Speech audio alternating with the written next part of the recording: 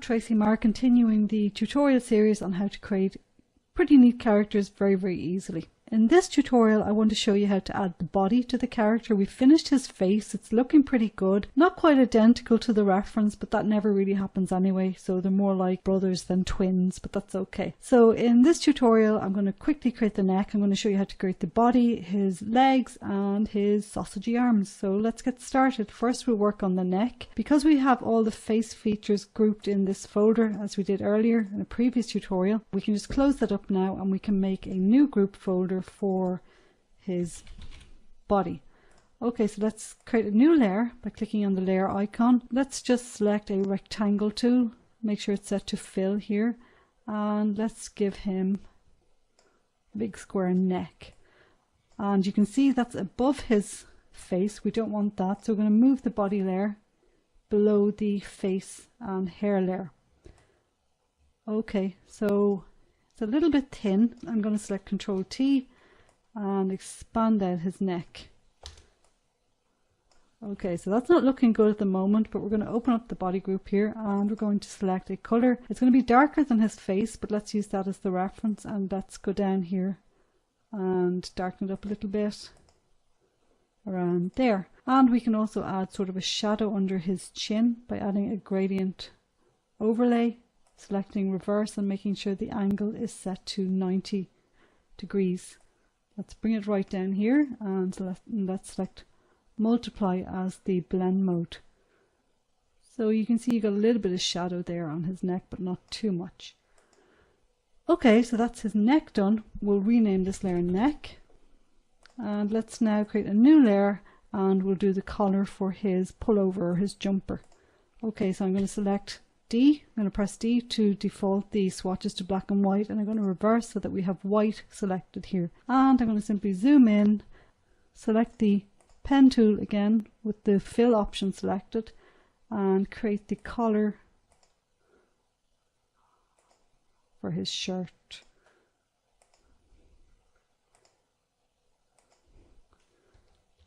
Okay, so I'm going to select the add anchor point, round it off a tiny bit, and I'm going to just lift this up a little bit so it's more uniform, and make sure it's right at the edges by zooming in. See, it's not quite here.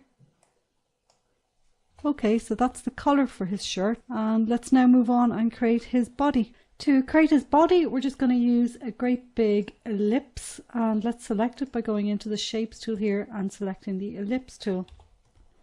I'm going to pick a dark grayish color for his jumper, but you can pick anything you want. And let's just drag on a big circle here. Okay, you can see that we're running out of space here, so I'm going to move the face and head up to the top of the page here, and then we'll move the body as well. Okay, so we got the ellipse shape here for the body, and now we need to work that into more of a body shape, narrow at the top for the shoulders and sort of wider at the waist, because this guy is kind of a little bit chubby. Okay, so to do that, let's bring up the anchor points by clicking on the path while holding Control, and let's add some new anchor points here for the shoulders. Pull them out this way, and let's bring the waist out here at the end also.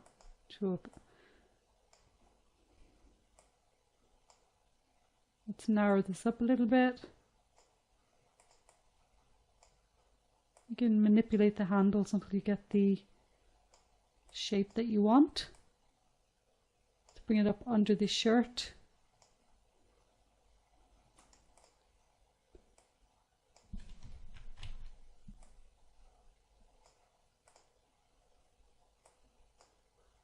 Okay, so we sort of got the shape of the body in place there.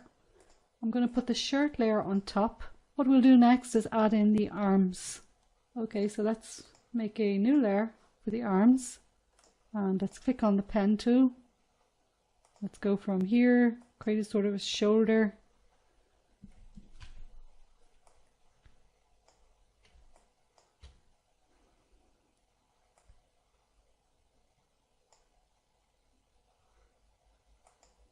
and just drag until we get sort of a long sort of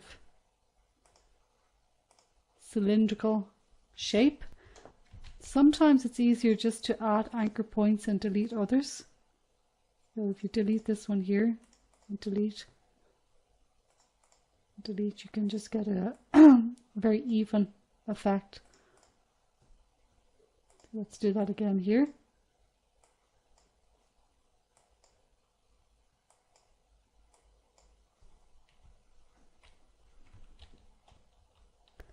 And there we have one arm. So I'm going to put the arm in a folder of its own because we're going to be copying that for the other side also.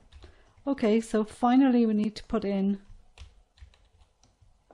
actually I see a little mistake there, so let's just correct that. I'm going to hide the original guy and click on the arm, see what's going on here. So we have a point that comes out here, so let's drag that up and keep that more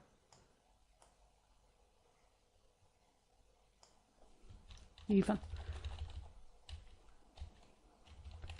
Okay, so let's add in the hand.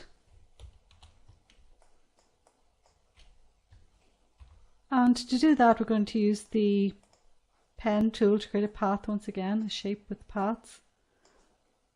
Let's select the color of his skin and let's move down to his arm. Let's make a new layer in the arm group for the hand and start to shape out the general shape of a cartoon type hand, which typically have just 3 fingers, but I'm making 4 here. Okay, so you can always go in and manipulate fingers, with gaps and so on, or around them, make them longer, stumpier, whatever it happens to be. Okay, so that's the hand, and finally we're just going to put in a little bit of shirt. I've clicked D to default to black and white, and let's once again add in a white rectangle. Okay, so let's just close that and drag it down to copy the group. Control T, flip horizontal, and let's position it over this side. And finally, what we want to do is add in his trousers. So let's take a look at what his trousers are like. Okay, so the trousers are going to go behind the jumper layer, so let's add in a new layer there. And let's once again use the pen tool, fill selected, and let's just block out a very crude shape that we'll modify in a moment or two.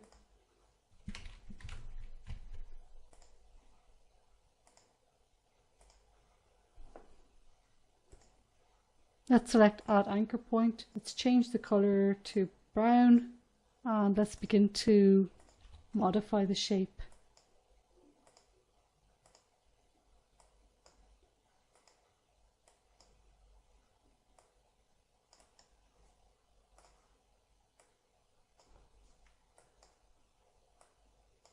Just add curves. Adjustment to the overall shape that we created there. And there you have it, legs. So I hope you've seen how easy this is, and it's not at all intimidating once you know how to use these shapes and the paths and modify them a little bit. And using your imagination, you can create a whole bundle of characters using these techniques, so you're well equipped to go out there and start to get creative and make all sorts of characters for your headers, your book covers, your banners, whatever it happens to be. So thank you so much for watching these tutorials, and every success with your efforts. Good luck!